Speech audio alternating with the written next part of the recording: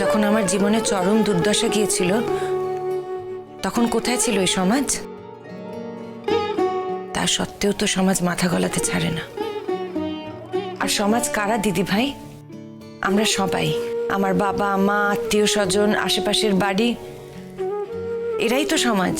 সেই জন্যই তো বলছি বৌদি ভাই, তোমার নিজের কথাটা সবাইকে বলতে হবে। চলো চলো তুমি নিচে। বৌদি ভাই, আমি তোমার কোনোদিনও খারাপ চাইনি, আর আজও খারাপ চাইছি না।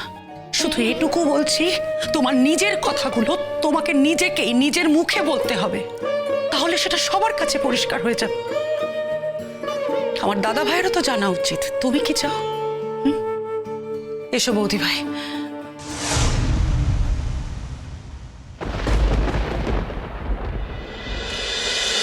এই বৌদি ভাই,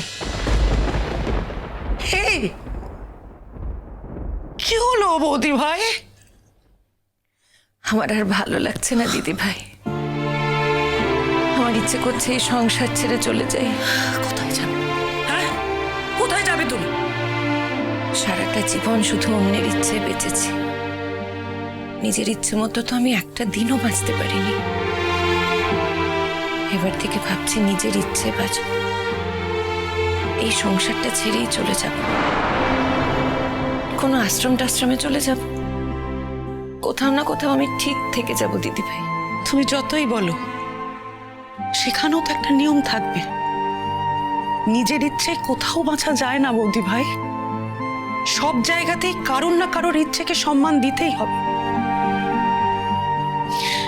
এসব ছাড়াছাড়ির কথা বলো না বৌদি ভাই। তুমি এই সংসারটা ছেড়ে চলে গেলে এই সংসারটা আর কিছু থাকবে? এটা তো আমার দায়িত্ব হতে পারে না। সারা জীবন ধরে একটা অন্য সংসারের ঘানি টানলাম। এটা তোমার সংসার নয়, তোমার তো ছেলে মেয়ে আছে।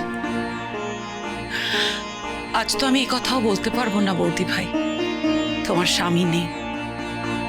হিসেব মতো তোমার স্বামী তো ফিরে এসছে। আজ তোমার চেয়ে সুখী আর কে আছে বলো? জানি জানি, আমার থেকে বেশি সুখী আর কেউ হতে পারে না। আমি এখন পৃথিবীর সব থেকে সুখী মানুষ। তবে কি জানো তো, অনেকের সুখ সহ্য হয় না, আমার হচ্ছে তাই। আমি আর সুখ চাই না, সুখ তো পাইনি কোনোদিন। আমার আর নতুন করে সুখ দরকার নেই। এসো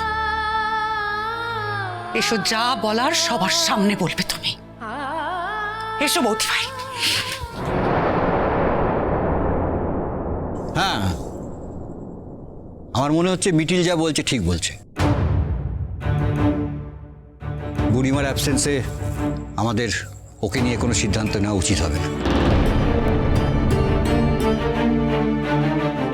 দেখুন, আপনার এই বিলিতি চাল চলন একটু ছাড়ুন দেখিনি।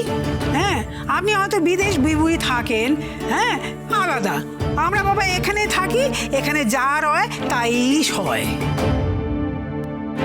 দেখুন, বিলিতি নিয়ম বলে আলাদা কিছু হয় বলে তো আমার অন্তত জানা নেই।